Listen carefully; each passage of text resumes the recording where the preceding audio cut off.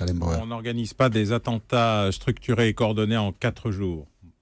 Je pense que ces attentats étaient attendus par les Belges. Ils l'ont dit, ils l'ont proclamé, ils l'ont répété depuis des mois. Je pense que contrairement à ce qu'on explique, l'arrestation d'Abdeslam n'a pas accéléré les attentats. Les investigations qui ont précédé l'arrestation d'Abdeslam ont perturbé l'organisation d'attentats qui ont été attendus en janvier, puis en février.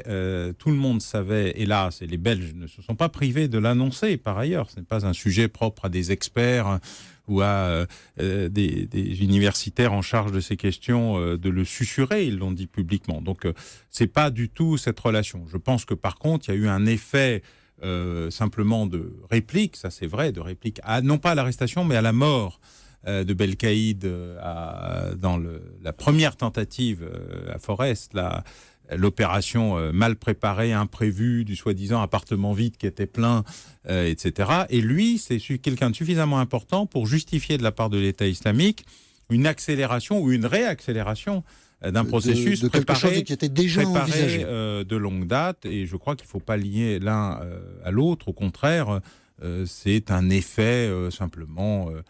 voilà, le moment. Le groupe, selon vous, était prêt à frapper depuis longtemps. Depuis longtemps. Il a été perturbé par l'arrestation de Salah, par les interceptions de communication, qui ont d'ailleurs abouti en partie à l'opération Abdeslam. Mais la démonstration, une nouvelle fois, et c'est ça qui est triste, c'est que le renseignement préalable a le plus grand mal à fonctionner dans ces affaires. Or, la police de Papa, celle qui permet l'arrestation ou l'élimination d'Abaoud, celle qui permet l'arrestation d'Abdeslam, continue à fonctionner. Donc il y a un